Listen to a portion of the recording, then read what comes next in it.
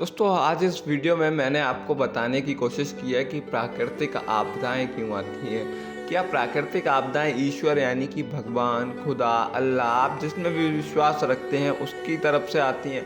तो उसका जवाब मिलने वाला है आज इस वीडियो में, और आप कोशिश कीजिएगा क्योंकि वीडियो को पूरा देखें। आज इस वीडियो में मैं आपको जो भी जानकारी दे रहा हूँ वो डेटा के आधार पर दे रहा हूँ। मैं अपनी तरफ से इसमें कुछ बोलने की कोशिश नहीं कर रहा।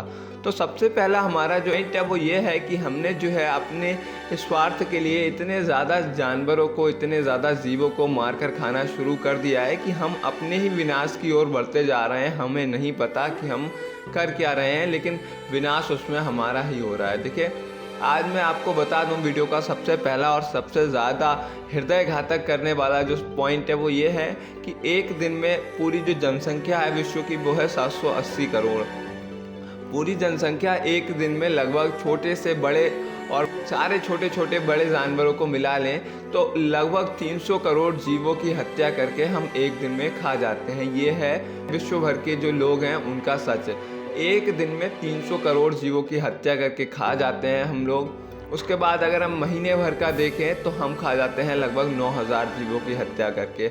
अब 9000 जीवों की हत्या करके आपने खा लिया, और आपने कभी सोचा कि हम अपनी जनसंख्या से दुगने तिगने और कई ज़्यादा गुने जीव हैं उनकी हत्या कर कर खा जाते हैं। उनको बड़ा होने में कितना टाइम लगा और बहुत सारी चीज़ें हैं। चलिए आप खाते हैं, कोई प्रॉब्लम नहीं है।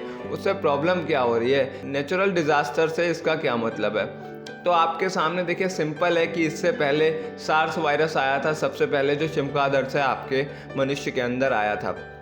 सार्स वायरस जो था वो देखिए बहुत ज़्यादा नहीं फैला था, लेकिन उससे भी काफ़ी ज़्यादा लोगों की मृत्यु हो गई थी और लगभग कई हज़ार लोग उससे भी मर गए थे। हमने फिर भी नहीं सोचा। अच्छा, हमें जो है वो पता है कि ऐसी प्रॉब्लम्स आती हैं बहुत ज़्यादा वन्य जीवों को खाने से, हम फिर भी नहीं मानने वाले। अब हमने कोरोना वायरस देख लिया। कोरोना वायरस जो है उसके लक्षण जो है वो सबसे ज़्यादा चमगादड़ से मिलते हैं। अब उसके बाद हम कुत्ता खा रहे हैं, हम बिल्ली खा रहे हैं। ये है पृथ्वी का सच।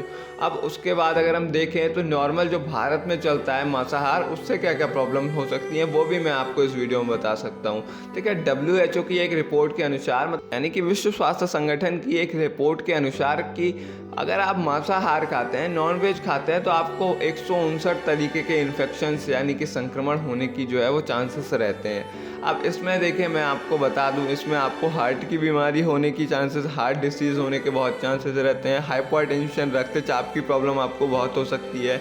किडनी की प्रॉब्लम हो सकती है, आपको कैंसर्स की प्रॉब्लम हो सकती है, और आपको पेट में बहुत सारी समस्याएं हो सकती हैं मांसाहार खाने से। और ये मैं बिल्कुल नहीं बोल रहा, ये WHO की एक रिपोर्ट कह रही है। अगर आप चाहें तो ऑफिशियल वेबसाइट पर देख सकते हैं। अच्छा, अगली तरफ अगर हम बढ़ें तो जो मांसाहार खाने वाले लोग हैं उनकी हड्डियों में बहुत ज़्यादा प्रॉब्लम हो जाता है। हड्डियां कमज़ोर हो जाती हैं जिससे दर्द होने लगता है। गठिया की प्रॉब्लम आप जानते होंगे। अमेरिका के जो डॉक्टर थे, 2 डॉक्टर ने रिसर्च की। एक थे डॉक्टर एगार्ड और दूसरे थे डॉक्टर डी बर्नस्टाइन। इन्होंने रिसर्च की कि जो दर्द है मांसाहार खाने वाले लोगों की हड्डियों में क्यों रहता है।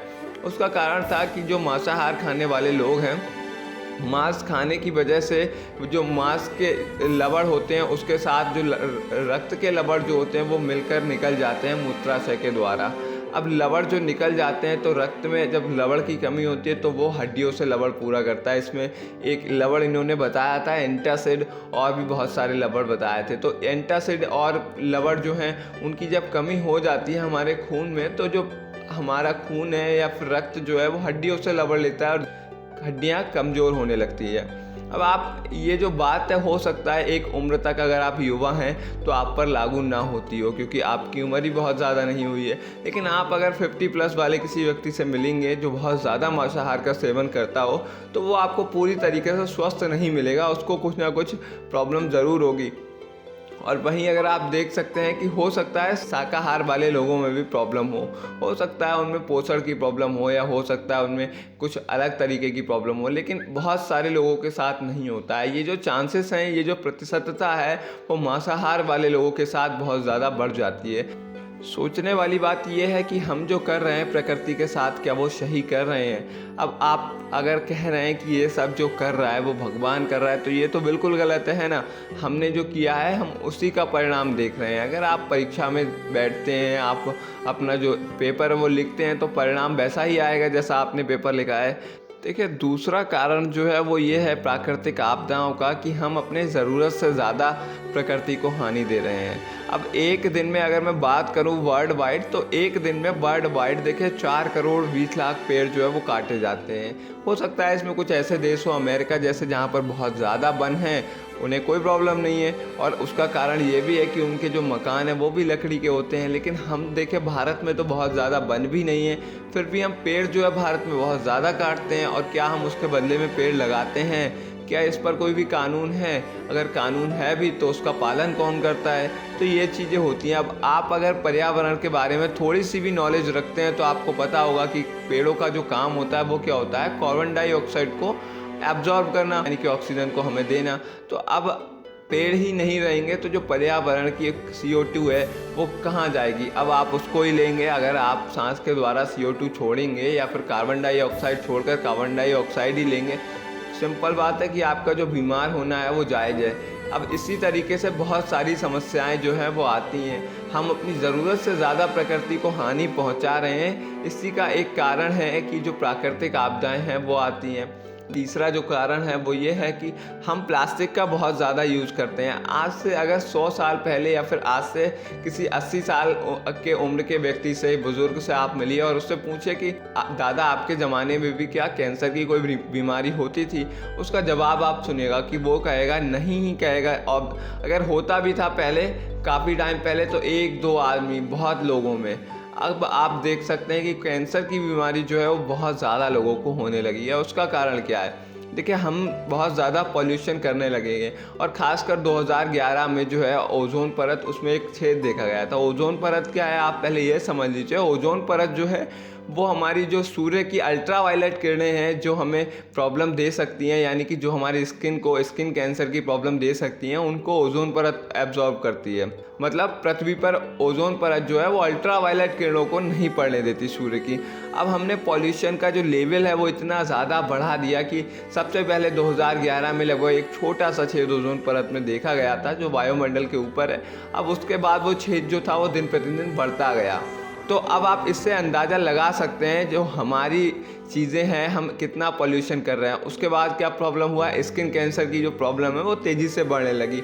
अब आपका दोष है कि भगवान क्या कर रहा है। ऐसे बहुत सारे लोग हैं जो किसी भी प्रकार का नशा या धूम्रपान या फिर नहीं करते हैं, फिर भी उन्हें कैंसर की बीमारी है। तो उसमें भगवान का कोई दोष नहीं है, हम जो कर रहे हैं उसका परिणाम ही हमें मिल रहा है। और इसके लिए सरकार ने बहुत बार कोशिश की है कि पॉल्यूशन को जो है, या फिर पॉलीथीन वगैरह प्लास्टिक है, उसको बंद कर दिया जाए, लेकिन कभी भी सफल नहीं हो पाई, क्योंकि हम साथ नहीं देते हैं। सोचने वाली बात यही है कि प्राकृतिक आपदाएं देखिए दोस्तों स्वयं से कभी नहीं आती। स्वयं से जो नरसंहार है वो कभी भी नहीं होता, उसके लिए हम ही जिम्मेदार होते हैं।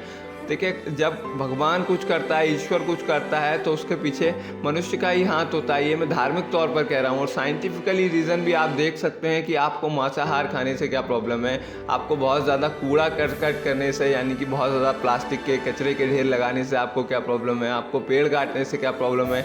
आप ऐसी चीज़ों को लेकर साइंटिफिकल रीजंस भी पढ़ सकते हैं गूगल पर, फिर भी आपको यही निष्कर्ष मिलने वाला है कि सब कुछ करने से नुकसान जो है वो पूरी मानव जाति को ही है। फिर भी हम नहीं समझ रहे हैं। और अगर हम इसको धार्मिक तौर पर देखें तो देखिए, जैसा हम कर रहे हैं प्रकृति के साथ, उसके वापस में या फिर हमें प्रकृति की तरफ से ही वैसा ही मिलना है। तो उसी का परिणाम है कोरोना वायरस, जिसकी वजह से हम बहुत सारे लोग, करोड़ों लोग जो है वो घरों में बंद हैं। और आज आप देख सकते हैं कि 40 दिन का लॉकडाउन हो चुका है या फिर ज़्यादा दिन का हो चुका है। और प्रकृति देखिए आप कैसी, प्रकृति के अंदर खिलखिलाहट है, कितना सुंदर मौसम है। और आप देख सकते हैं कहीं कि नदियों का जो पानी है वो कितना ज़्यादा स्वच्छ हो चुका है। आपके जो शहर का मौसम है, आपको नीला आसमान आपको शायद बहुत सालों बाद देखने को मिले। तो ऐसी बहुत सारी चीज़ें हैं। अब आपको अगर वीडियो हमारी पसंद आई हो तो लाइक ज़रूर कीजिए और कमेंट करके बताइए कि वाकई हम सही कह रहे हैं या गलत। और फिर मिलते हैं अगली वीडियो में, तब तक के लिए आप हमारे चैनल को सब्सक्राइब कर सकते हैं इसी प्रकार की वीडियोज़ को देखने के लिए।